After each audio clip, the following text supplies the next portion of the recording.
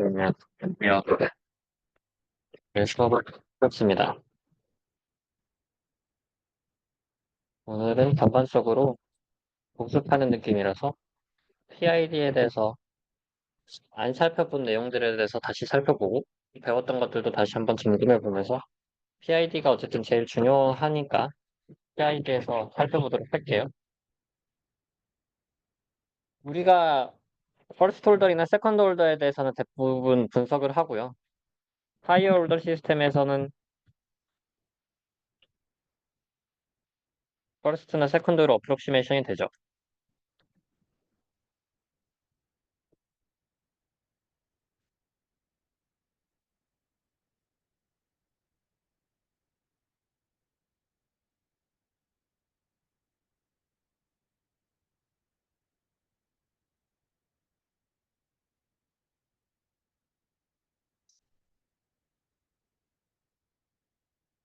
그리고 퍼스트 홀더이나 세컨드 홀더 시스템에 대해서 잘 분석을 할 수 있으면 웬만한 거에 대한 주요한 리스폰스는 알아낼 수 있다. 물론 당연히 하이어홀더 시스템의 리스폰스가 완전히 같진 않겠지만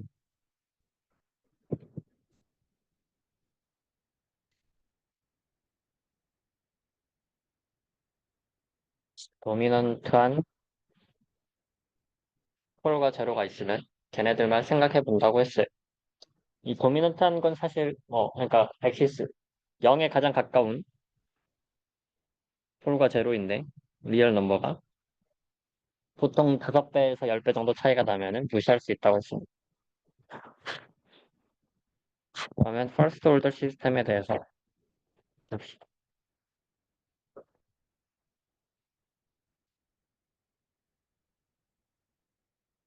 그냥 간단하게 디지털 반수는 무시하고 할게요. 그럼 이러한 퍼스트 올더 시스템이 주어졌다고 했을 때 P 컨트롤은 어떻게 되죠? 컨트롤 인풋이 에러에만 비례하게 KP 게인을 가지고 에러는 즉 레퍼런스에서 아웃풋을 뺀 것. 그럼 이거 피드백 컨트롤 들어가서 다시 OD 클로즈로 OD를 써주면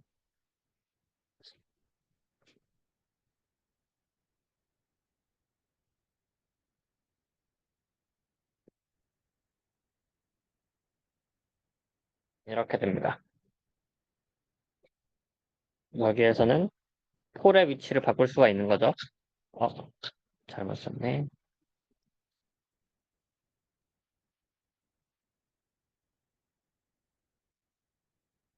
이렇게 되죠. 그래서 KP의 개인에 따라서 폴의 위치를 바꿔주면서 이 시스템 리스폰스를 바꿀 수 있어요. PI 컨트롤의 경우 컨트롤 인풋이 P게인, 에러 텀 더하기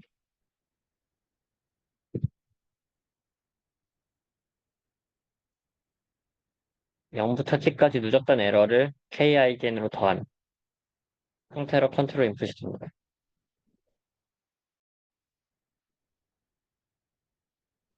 어차피 에러는 R-Y인데 이것을 다시 쓰진 않을게요. 다 똑같으니까. 이상하게 해서 퍼스트 홀더는 이 에러가 적분을 한 게 S분의 1이 되기 때문에 이게 2차 세컨드 홀더 시스템으로 승격이 되고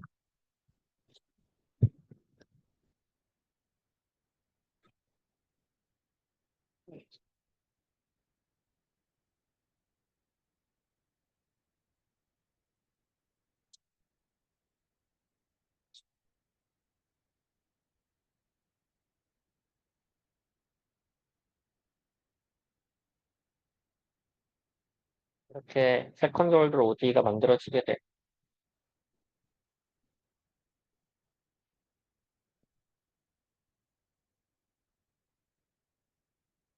세컨드 홀더 OD로 만들어지면서 우리는 폴이 하나가 더 생겼는데 폴 두 개의 위치를 KP랑 KI로 마음대로 조절할 수가 있죠. 개수를 마음대로 바꿀 수가 있으니까. 그런 측면에서 시스템의 리스폰스를 훨씬 더 자유롭게 바꿀 수가 있습니다. KP로는 하나밖에 조절을 못했으니까 얘가 스테디 스테이트와 그 트랜지언트 리스폰스를 둘 다 관장하게 되는데 여기에서는 각자가 따로따로 만들게 할 수가 있다고 했어요. 더불어 원래는 A0고 A0 플러스 B0 KP여서 이 스테디 스테이트 에러가 항상 발생할 수밖에 없는데 이게 수렴을 하면은 Y 다시 날아가고 YT는 A0 플러스 B0 KP분의 B0. 그래서 KP가 무한으로 가야지만 뭐 Y가 레퍼런스에 수렴하는 잘못 썼네요. KPRT네. 그렇게 됐는데 여기에서는 B0 KI가 새로 텀이 생기면서 나머지가 다 0으로 가면은 레퍼런스가 그대로 따라갈 수 있는 그래서 스테디 스테이트 에러가 없었죠. PI 컨트롤에서는 PD 컨트롤에서는 에러의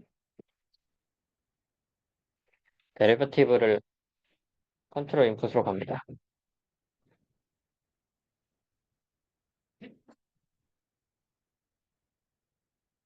얘에 대해서는 제가 안 썼었던 것 같은데 그 전에 수업에서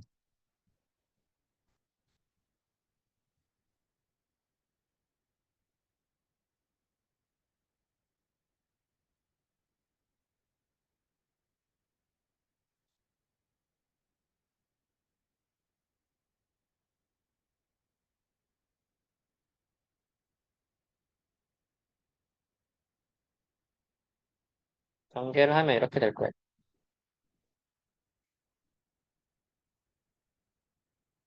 Y 바텀에 이 자치가 있으니까 Y 닷이랑 R 닷텀이 생기게 될 거죠. 에러텀이 이렇게 붙으면서 이것을 전 시간에 왜 안 배웠냐?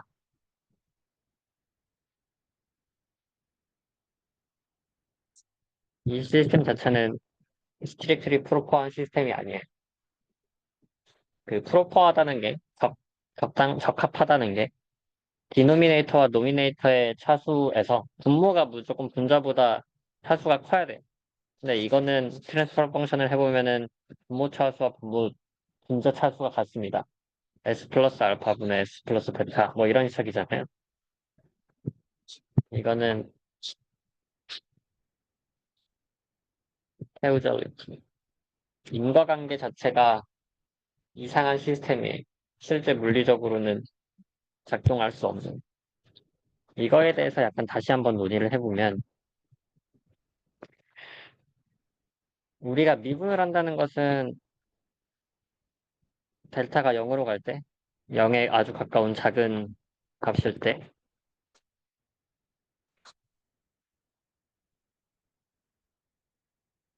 t 플러스 델타에서 t를 뺀 거로 볼 수가 있어요. 델타는 굉장히 작은 수. 즉, 미분을 했다는 건 미래의 정보가 있어야지 할 수가 있는 건데, 그럼 여기서 두 번 미분한 거는 뭐죠? 델타에서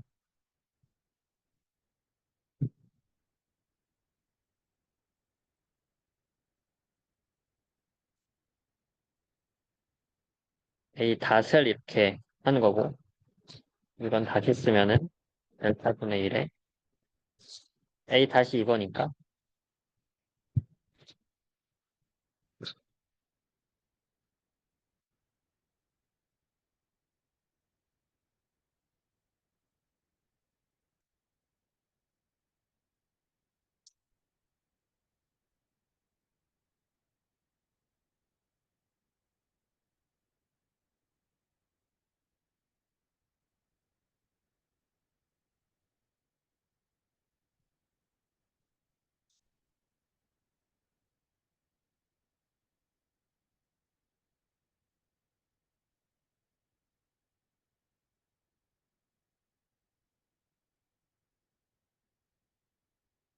이런 식으로 쓸 수가 있습니다. 즉, 한 번 미분한 것은 한 스텝 후의 미래를 알아야 된다는 거고, 두 번 미분한 것은 두 스텝 후의 미래를 알아야 된다는 거예요. 우리는 컨트롤 인풋으로 보통은 y 플러스 y가 뭐 2라고 컨트롤 인풋이 생기면은 컨트롤 인풋으로 그 다음에 미래 스텝이 결정이 돼서 y까지가 적분이 되는 건데 이게 u 플러스 u라고 한다. 그러면 얘의 미래를 결정할 수 있는 그 다음 스텝이 얘에서 이미 결정이 되는데 컨트롤 인풋에 그러니까 애초에 뭐 어떻게 설명해야죠?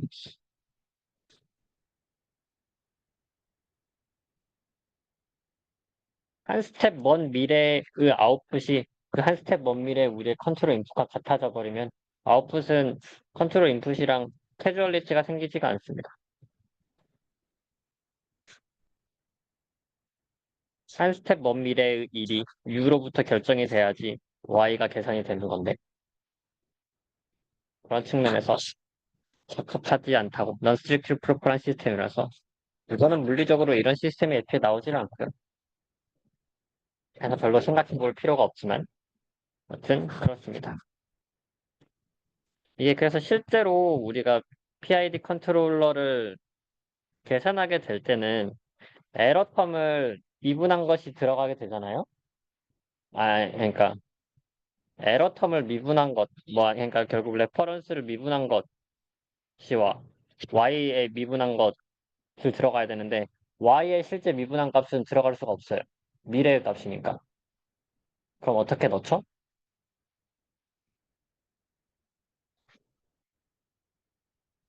PD 컨트롤러를 구현할 때 미분을 하려면 그 다음 미래 스텝에 y 값에 접근을 해야지 할 수 있어야지 내가 미분을 해서 미분 값을 넣을 수가 있는데 그 다음 미래의 y 값을 모르고 있으면은 모르잖아요. 그 다음 y가 어떻게 나올지 모르는데 그런 측면에서 여기서 미분을 근사를 합니다.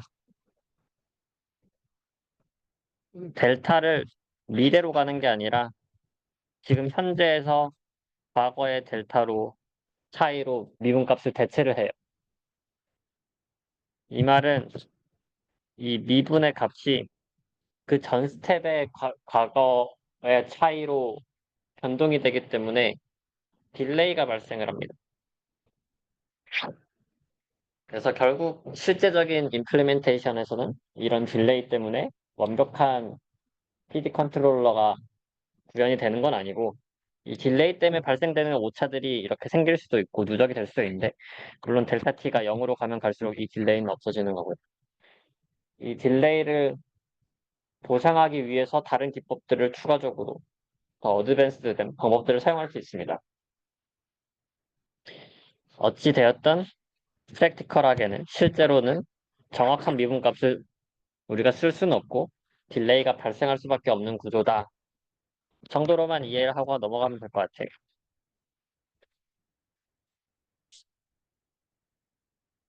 마지막으로 PID 컨트롤 다 합친 거죠.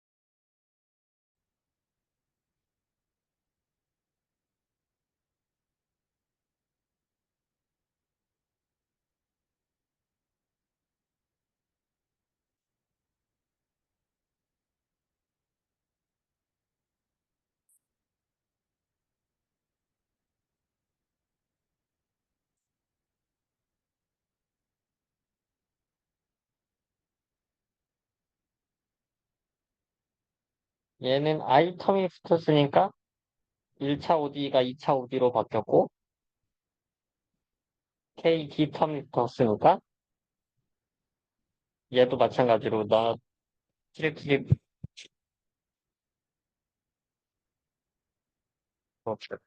한 시스템이에요. 그래서 사실상 막 그렇게 큰 의미를 가지고 있진 않지만 식을 전개하면 이렇게 된다. 결국 가장 앞에 붙는 게 KD, 그 다음에 KP, KI. KD가 이게 S가 붙고 얘는 S분의 1이니까. 이런 식으로 정리가 되는 걸 볼 수가 있어요.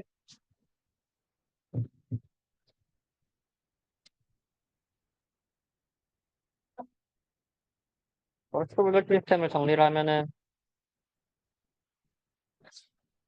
어차피 PD, PID는 여기선 별로 쓸 이유가 없고 쓸 이유 자체가 없는 게 그냥 퍼스트 홀더는 레퍼런스 있으면 그냥 이런 식으로 따라가면 되는 거잖아요.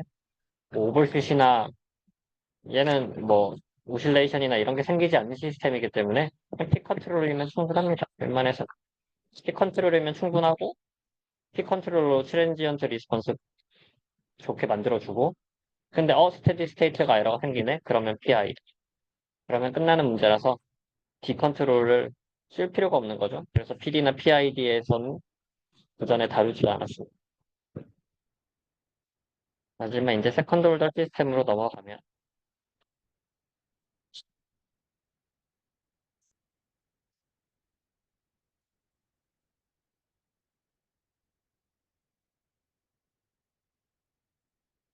세컨드 홀더 시스템이죠. 여기에서도 각자 PP 컨트롤러들이 어떻게 되는지 봅시다.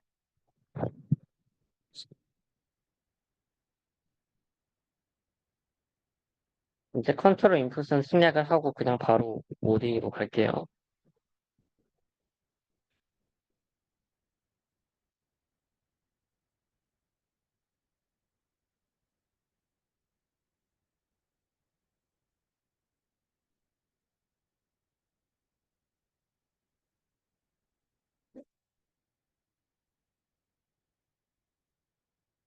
여기서는 마지막에 KP 항이 생기면서 이렇게 세컨드 홀더에서 이게 제타 오메가인, 이게 오메가인 제곱인데 KP가 오메가인 제곱을 컨트롤할 수 있는 제타 오메가인이 일정하게 되고 오메가인 제곱을 컨트롤할 수 있는 게 세컨드 홀더 시스템에서 피 컨트롤러이에요. 그럼 여기에서 폴의 위치를 분석해 보면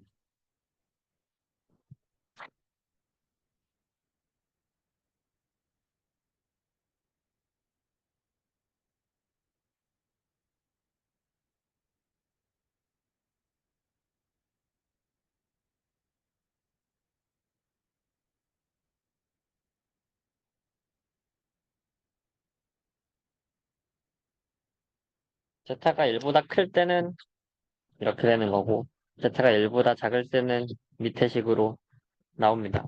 컴플렉스 넘버가 돼서 그럼 이게 폴제로 플랫에서 S플레인에서 여기가 마이너스 제타 오메가 n이면 제타가 1보다 제타 오메가 n 오메가 n을 계속 키우는 것은 일단 제타 오메가 n은 동일하고요. 오메가 n을 kp로 키울 수가 있는데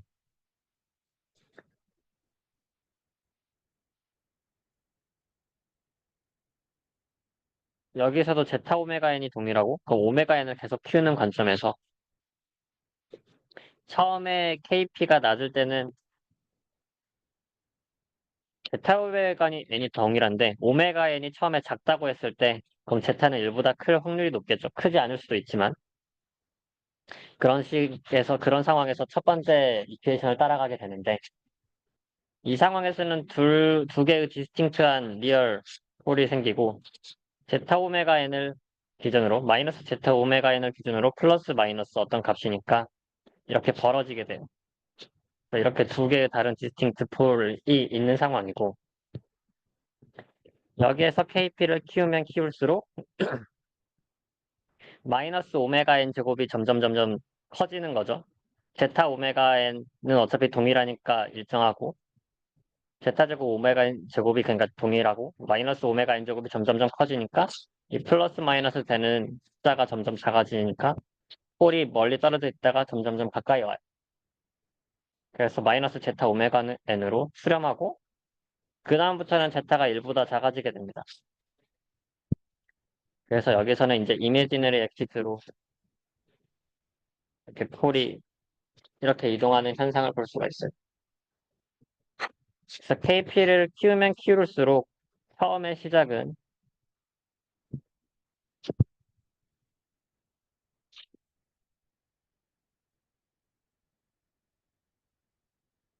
네, 두 개의 실제 다른 네거폴을 가지고 있다가 한 곳에 위치해서 중복된 critically damped 된 케이스로 가지다가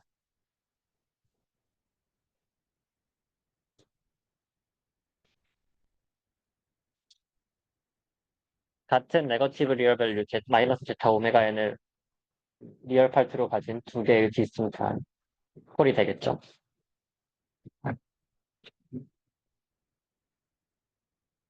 물론 처음에 시작이 무조건 투 디스팅트한 폴로 되는 건 아닐 수도 있고 이게 결국 A1과 A0의 코에피션트에 따라서 크기에 따라서 달라지긴 하는데 폴이 어쨌든 시작을 하면 이 방향으로 이렇게 KP를 키우면 키울수록 이러한 방향으로 움직이게 된다를 보면 됩니다.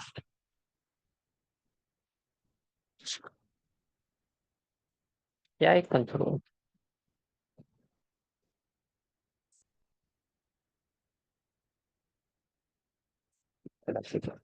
뭔가 이거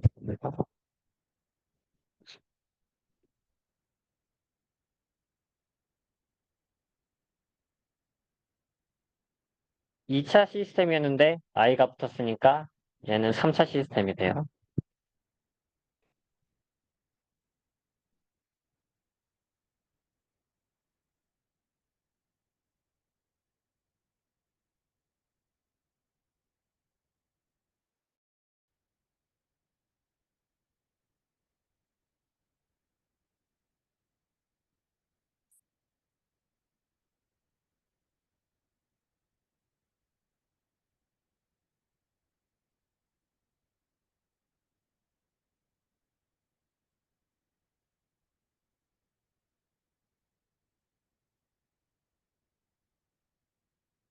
시스템이 되었기 때문에 폴의 위치를 내 맘대로 선택하기가 조금 어렵습니다. 네, 3차 방정식도 우리가 근을 무조건 구할 수가 있어요. 3차 방정식도 근의 공식이 있긴 있어요. 굉장히 복잡한데. 근데 근에 대해서 따졌을 때 이게 결국 스트렉트리스틱 이퀘이션이 뭐 이렇게라고 하면은 디터미넌트를 정의할 수 있습니다.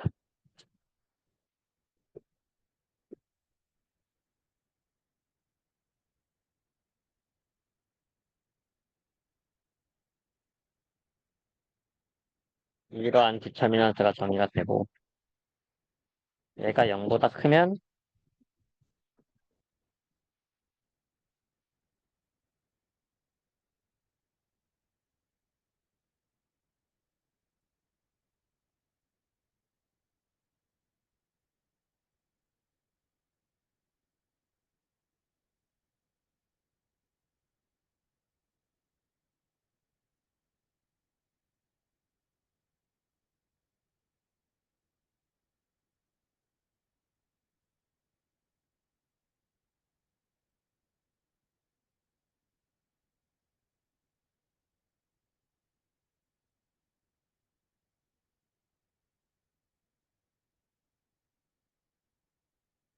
뭐 이런 정보를 통해서 수학적으로 폴의 위치를 잘 조절을 해볼 수도 있겠죠. 그리고 우리는 여기서 KP와 KI 두 개의 컨트롤할 수 있는 텀이 있으니까 이 두 개를 잘 조절하면 되는데 이런 정보가 있다고 하더라도 KP와 KI를 잘 조절하기가 쉽지가 않아요.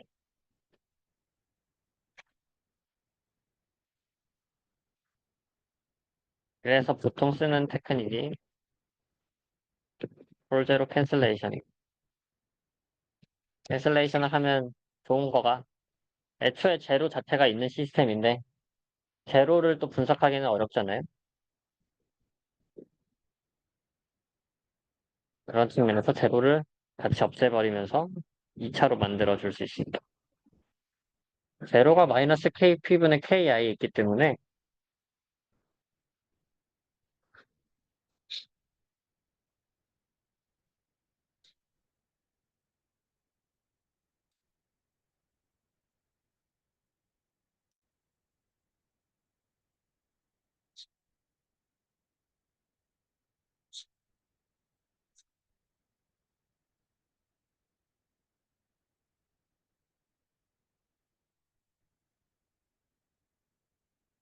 KP와 KI, 그 제로와 똑같은 형태의 폴을 설정해 줄 수가 있고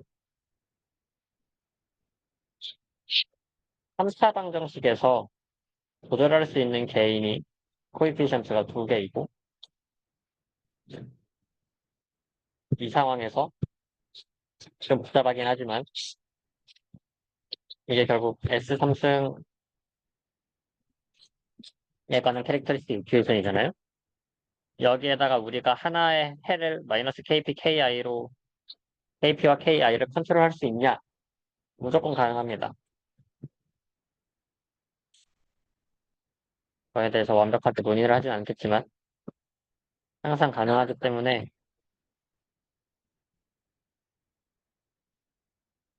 캐릭터리스틱 이퀘이션을 이런 식으로 만들어낼 수 있다고 합시다.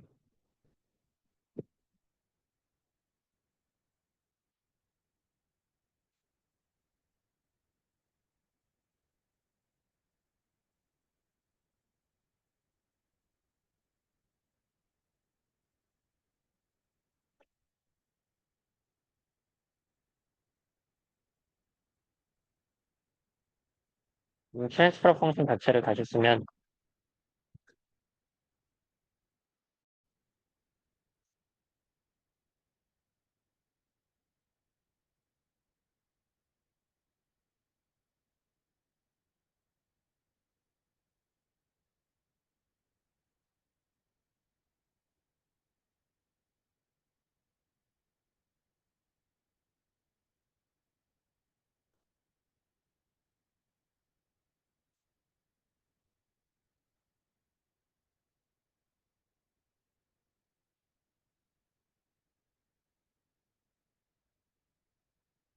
이렇게 되죠.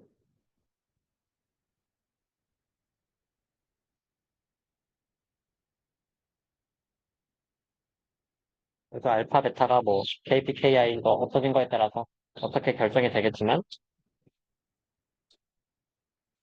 2차 시스템이기 때문에 우리는 정했었던 게 KP분의 KI 비율만 정했었고 이 2차 시스템에서 우리가 원하는 리스폰스에 맞춰서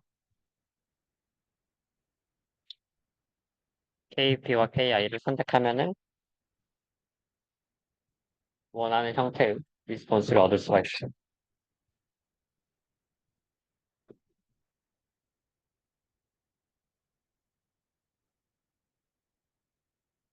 아마 이게 숙제였을 거예요. PI 컨트롤러 하는 게 이번 숙제에서 3차 시스템에 대해서 정해진 리스폰스가 있을 때 이걸 어떻게 하냐. 그래서 숙제를 풀다 보면은 이런 식으로 풀게 될 겁니다. PD 컨트롤. 얘는 차수를 늘리지 않기 때문에 그대로 세컨드 올더 시스템이 유지가 되고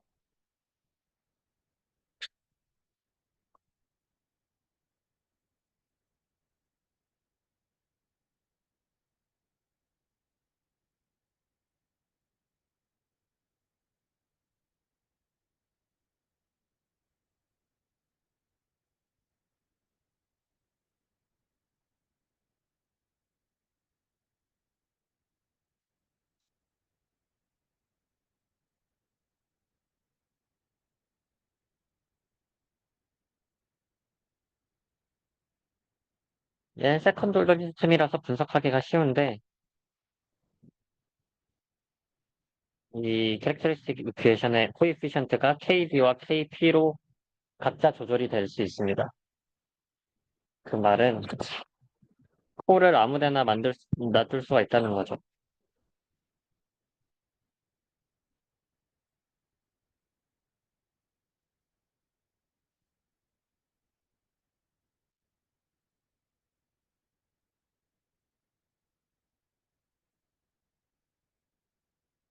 하지만 고려해야 될 게 제로도 있다는 거. 그 제로 때문에 콜의 위치를 마음대로 둘 수는 있지만 제로 위치까지도 고려를 해야 돼서 KD 분의 KP인가요? 네. 제로가 KD 분의 KP에 있으니까 그 비율을 잘 생각하면서 KD와 KP를 튜닝을 해야 되고요. 여기서 KP의 영향은 KD를 바꾸지 않고 KP를 점점점 키우는 것은 아까 P 컨트롤에서 봤던 거랑 똑같아요. 콜이 점점점점 KP를 키우면 키울수록 이렇게 마이너스 제타 오메가 n으로 수렴을 하다가 이미지너로 이렇게 바꿔지는 형태를 볼 수가 있어요. KD를 키우는 걸 보면 KD는 오메가 n을 가지게 만들고 제타 오메가 n을 키우는 거잖아요.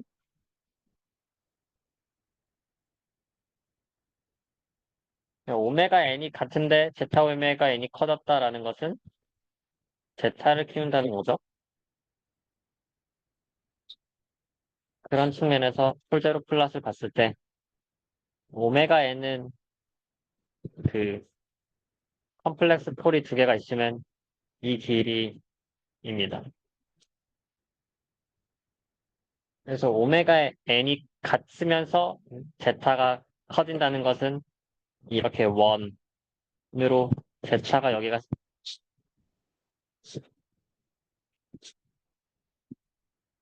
였으니까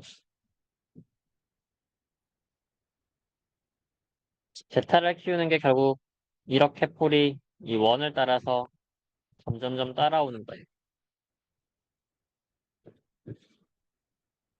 그러고 나서는 벌어집니다.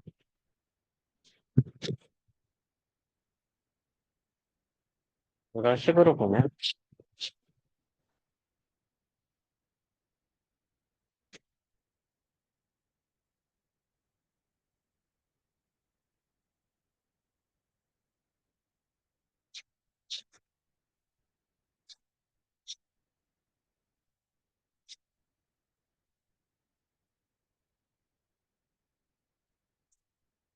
제타가 1보다 작을 때는 이런 허수가 생기기 때문에 여기 허수에서 제타 오메가 n이 점점점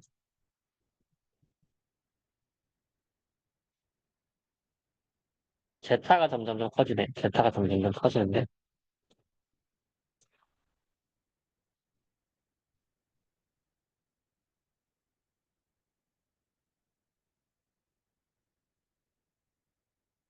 음? 오메가 n 크기가 여기 이 반지름이니까 이 반지름을 따라가면서 반지름을 따라간다는 게 결국 이 제타 오메가 n 실제 리얼 팔스 값도 약간씩 커지잖아요.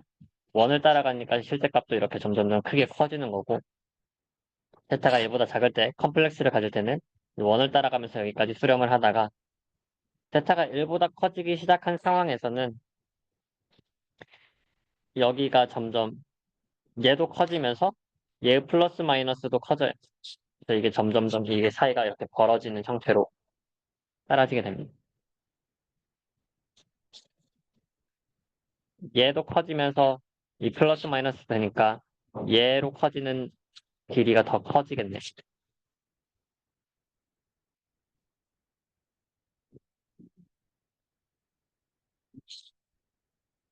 근데 뭐 이런 것을 그리면서 대략적으로 어, KD가 커지면 커지는 게 댐핑을 키우는 거잖아요. 그게 우리가 배웠었던 거고 KP를 키우면 키울수록 트랜지언트 리스폰스가 바뀌는 거고 그래서 KP와 KD를 어쨌든 바꾸면서 튜닝을 하는 거고, 둘 다 바꾸면 어쨌든 폴을 둘 다 아무 데나 위치할 수 있기 때문에 그걸로 튜닝을 하면 됩니다.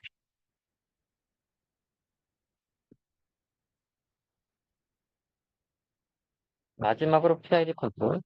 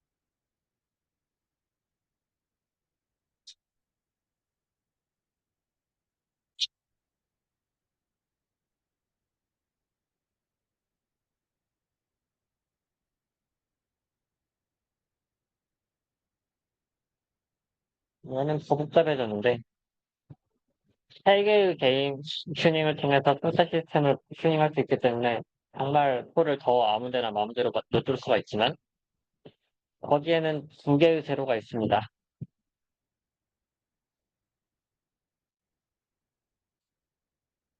이왕이면은 둘 다 제로를 없앨 수 있으면 좋은데, 일반적으로 PID를 쓰는 것까지 가려면은 둘 다 제로를 없앨 수 없는 상황이 많아요. 그래도 적어도 하나는 제로를 없애고, 두 제로를 항상 없앨 수 있는 것은 항상 가능하진 않기 때문에, 예, 네. 하나만 보통은 제로고,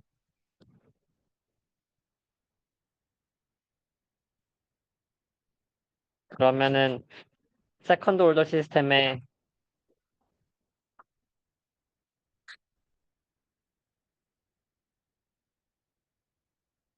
하나의 제로가 만들어지는 시스템이 되잖아요. 거기에서 PIDD, KPKI, KD 튜닝을 하면은 원하는 형태의 리스폰스를 얻어낼 수가 있어요.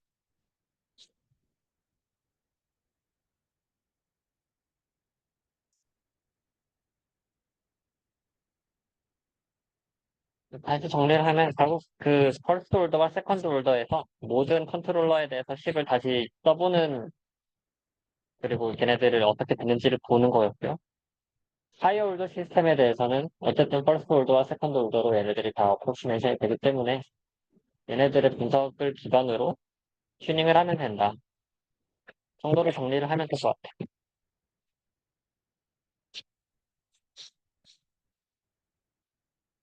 음,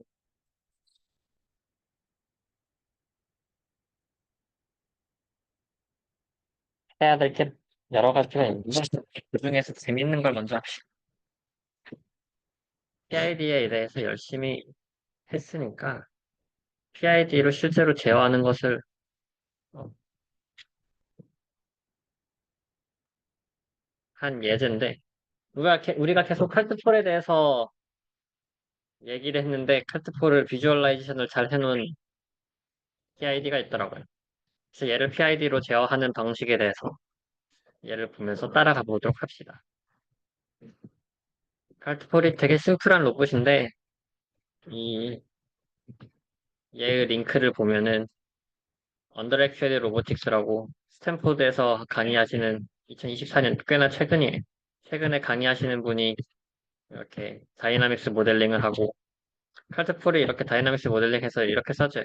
아마 이게 첫 번째 홈워크 숙제 1의 정답이었을 거예요.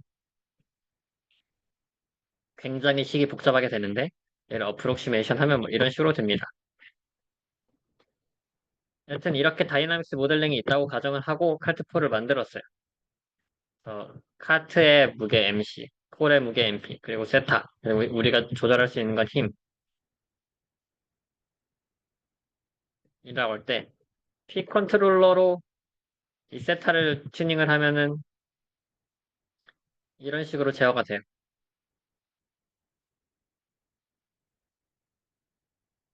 적당히 잘 되죠. 근데 얘는 저번 시간에 배웠지만 세컨드 올더 시스템에서 A1이 0인 시스템이에요. 세컨드 올더 시스템에서 P 컨트롤러만으로 스테빌리티를 만들어낼 수가 없어요. 즉, 얘는 계속 기다리다 보면은 이 점점 세타가 각도가 커지면서 결국 무너지는 시스템이에요. 여기도 나와 있어요. If you observe for a long time, you may notice something strange. 한쪽으로 계속 뭔가 가면서 이 각도가 계속 커지는 형태의 시스템이에요. 일단 그리고 이게 앵글만으로 컨트롤을 하기 때문에 포지션 자체도 앵글 자체도 스택을 하지가 않아서 발산하는데 얘의 포지션이 칼트의 포지션이 어딘가로 수렴하지가 않아서 칼트폴 자체의 포지션과 앵글은 두 개의 시스템이잖아요. 두 개의 아웃풋을 둘 다 컨트롤하려고 하려면은 얘는 어떻게 컨트롤해야 되냐면 각자 컨트롤을 하는 얘는 PID를 세타와 X에 대해서 각자를 넣은 거고요. 조금 더 똑똑하게 하려면은 얘를 매트릭스로 스테이트 스페이스 폼으로 만들어가지고 멀티 인풋 멀티 아웃풋으로 컨트롤하면 되는데 비슷합니다. P 컨트롤을 세타에 대해서 또 넣고 X 포지션에서도 넣으면은 이 포지션을 기반으로 얘 힘이 더 생기기 때문에 왔다 갔다가 됩니다. 그럼 얘가 정말 계속 밀려나면서 포지션이 발산하진 않지만 그래도 막 컨트롤러가 잘 되고 있는 것 같지는 않아요. 스테빌리티를 높이기 위해서는 PD 컨트롤러를 쓸 수가 있죠. 그 D 컨트롤러를 추가를 하면은 기본적으로 세타의 오실레이션이 훨씬 줄었어요. 이게 오버슛을 줄였기 때문에 당연히 여기에서 유지를 하면서 할 수가 있는 거고 거기에다가 그 위치에 대해서도 PD 컨트롤러를 써가지고 제어가 잘 되는 걸 볼 수가 있습니다. PD만 해도 이렇게 거의 완벽하게 제어를 할 수가 있는데 근데 여기에다가 우리가 디스터번스를 넣었다고 합시다. Constantly pushing the cart forward. 약간 바람이 칼트폴을 계속 민다고 해요. 일정한 디스터번스가 생겼다고 해요. 그랬을 때 PD 컨트롤러를 하면은 일정한 스텝 디스터번스가 들어오기 때문에 수렴은 하지만 스테디 스테이트 에러가 발생하고 포지션에 대해서 스테디 스테이트 에러가 발생해서 얘가 이쪽으로 수렴을 못하는 걸 볼 수가 있어요. 아까 P나 PD 컨트롤러도 기본적으로 완벽하게 수렴을 하지는 않고 스테디 스테이트 에러가 있을 수밖에 없는 시스템이죠. 이 상황에서 PID를 하면 I는 컨스턴트한 디스터번스에 대해서 완벽하게 얘를 리젝할 수 있고 스테디 스테이트 에러를 0으로 만들 수가 있기 때문에 PID까지 하면은 바람이 있는 상황에서도 잘 제어를 할 수 있다. 가 예시로 보입니다.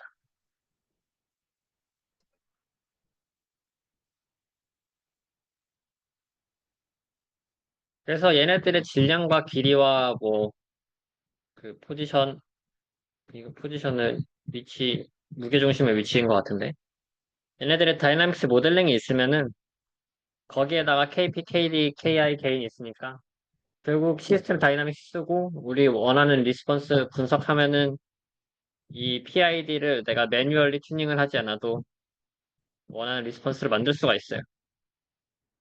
근데 제가 만들어 보려고 했는데 얘의 다이나믹스가 정확하게 뭘 썼는지 몰라가지고 튜닝을 할 수가 없더라고요. 근데 여기서 우리가 그런 리스폰스를 모르는 상황에서 튜닝을 하나씩 매뉴얼하게 한다. 우리가 시스템을 모르는 상황에서는 매뉴얼하게 할 수밖에 없어요. 그럼 우리가 알고 있는 특징들, KP는 대략적으로 뭐 빠르게 리스폰스를 만들어내고 뭐 이런 식으로 하면 되는데 쉽지 않습니다.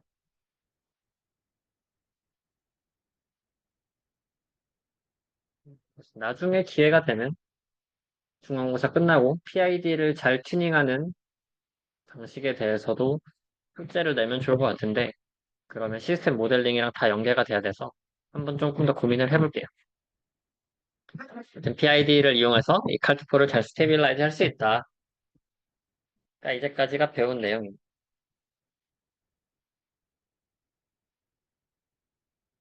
또 뭘 하면 좋을까?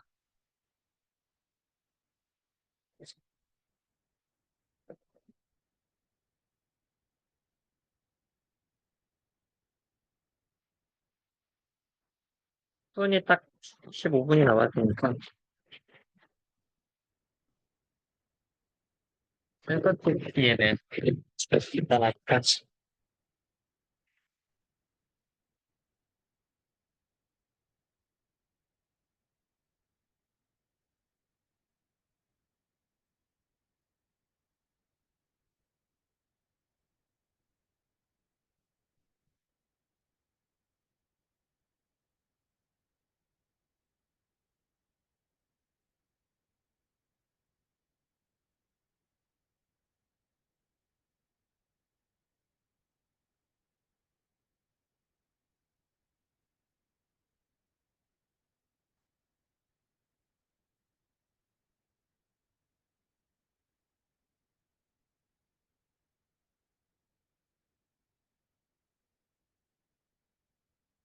이러한 그냥 1차 시스템이 간단하게 있다고 가정을 하고 우리가 컨트롤러를 만드는데 우리가 모델 파라미터 이게 결국 플랜트의 모델이잖아요.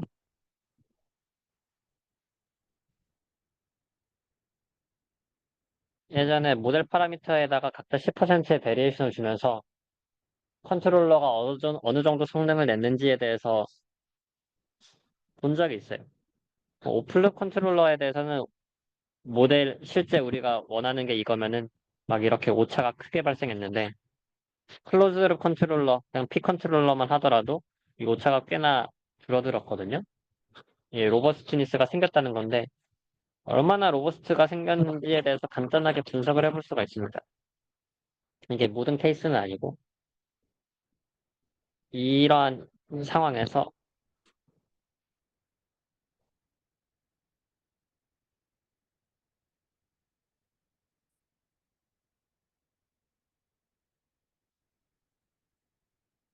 이 센서티비티 라지에서는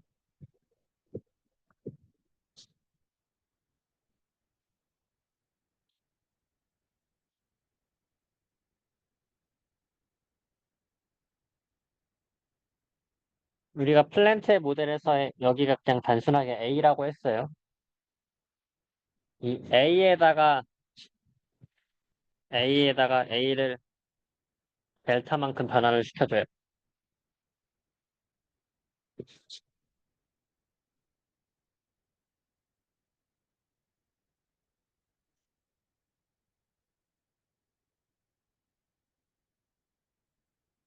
그랬을 때의 DC 게인, 스테디 스테이트 아웃풋에 변화가 생길 텐데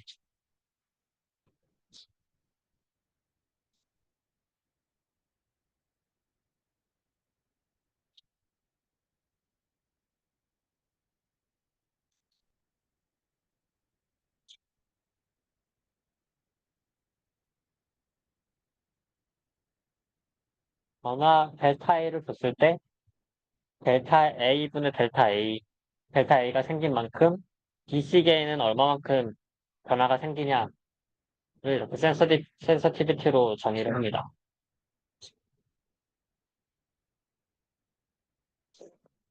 이러한 상황에서 오플루 컨트롤러를 봅시다. 오플루 컨트롤러의 DC 게인은 그냥 컨트롤에다가 이게 그냥 그대로 나오는 거잖아요. 컨트롤러가 그냥 하나의 비례계수밖에 없다고 생각할 수가 있고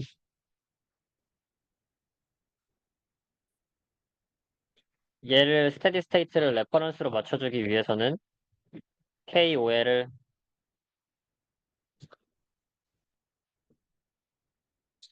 A분의 1로 설정을 해줘야 됩니다. 그런 측면에서 A가 A 플러스 델타 A로 바뀔 때 오플룩 컨트롤러의 개인은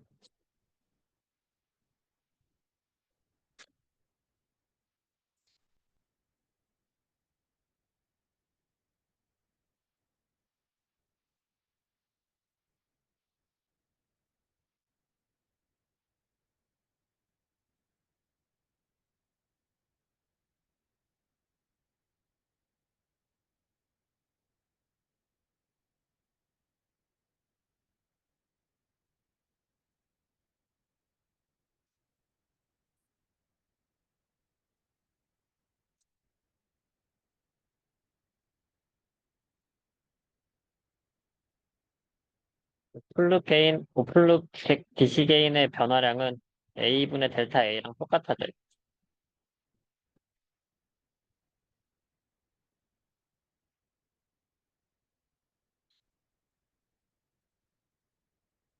그래서 A분의 델타 A에 얘는 T분의 델타 T인데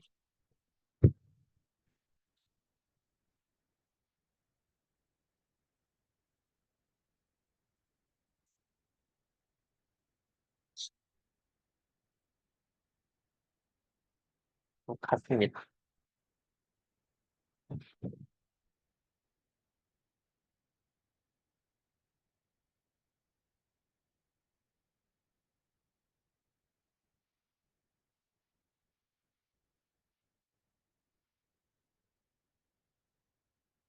즉 센서티비티가 1이라는 것은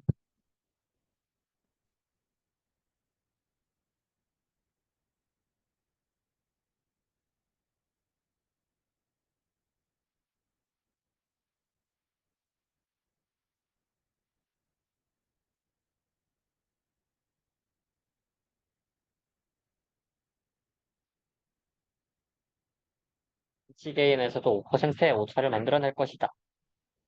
라고 볼 수가 있어요.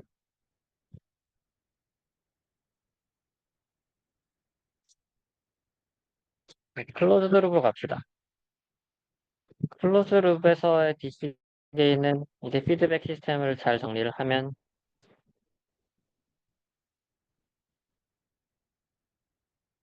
이렇게 돼요. 컨트롤러에 그냥 단순히 개인이 비춰졌을 때 이걸 계산을 해보면 이렇게 됩니다.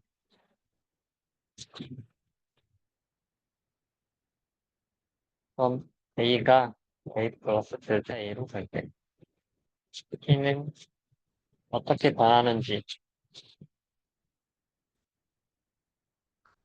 대해서 하는 건데,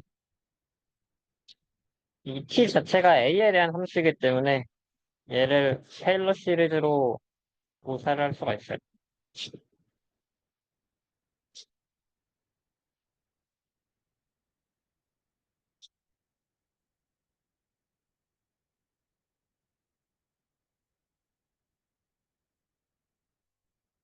근데 여기에 하이어 올드 텀을 다 날려버리고, 어프로키메이션을 해서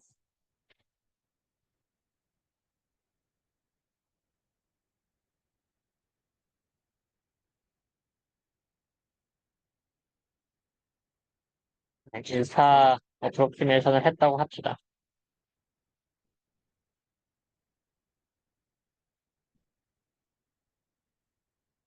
그리고 여기에서 A에 대해 T의 미분은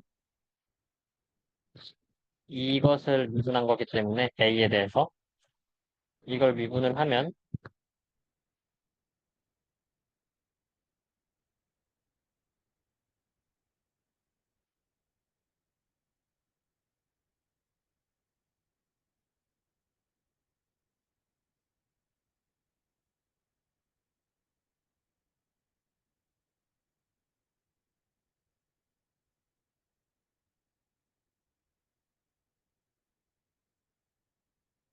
이렇게 되고 센서티비티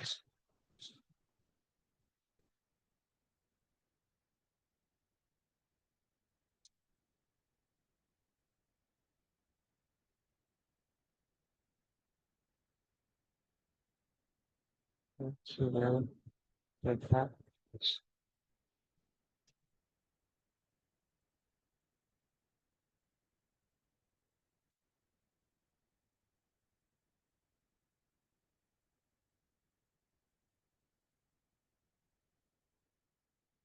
식이 복잡하긴 한데,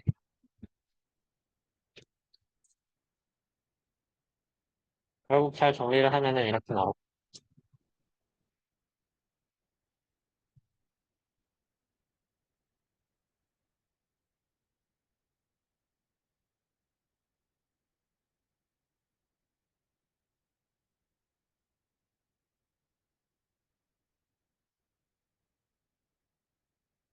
이 말은 무슨 말이냐? KCL이 크면 클수록 센서티비티가 작아진다는 거겠지? 센서티비티가 A의 파라미터의 변환에 따라서 DC 게인, DC 게인의 변화인데, DC 게인의 변화가 작다는 것은 파라미터가 변화가 있더라도 그 원래의 시스템과 비슷하게 유지할 수 있다는 거니까 KCL이 크면 클수록 좋아요. 이 결론이 뭐였냐? 여기에서 가정한 컨트롤러는 근데 단순히 KCL, 에러에 비례한 거잖아요. 퀵 컨트롤러의 결론이거든요. KP의 개인을 키웠다.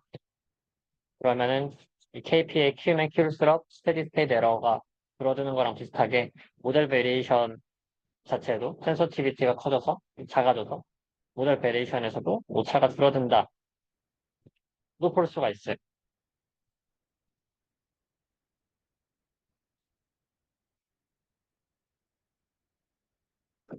이게 I 컨트롤이나 E 컨트롤러로도 확장이 될 수가 있는데 생각을 해보면 D 컨트롤러는 수렴을 했을 때 영향을 미치지 않기 때문에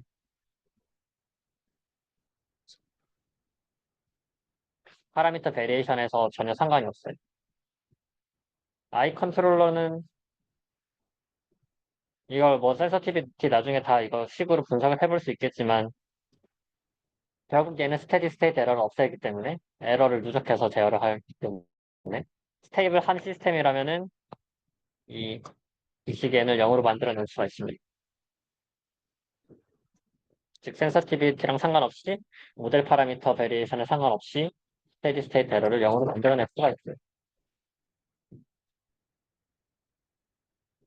픽 컨트롤러에 대해서 왜 오픈룹보다 피드백 컨트롤이 좋은지, 왜 모델 베리에이션에 대해서 더 강건한지, 로버스트한지에 대해서 알아볼 수 있었습니다. 오늘 수업은 여기까지 하고요. 이제 잘 푸시고 다음 수업에 봅시다.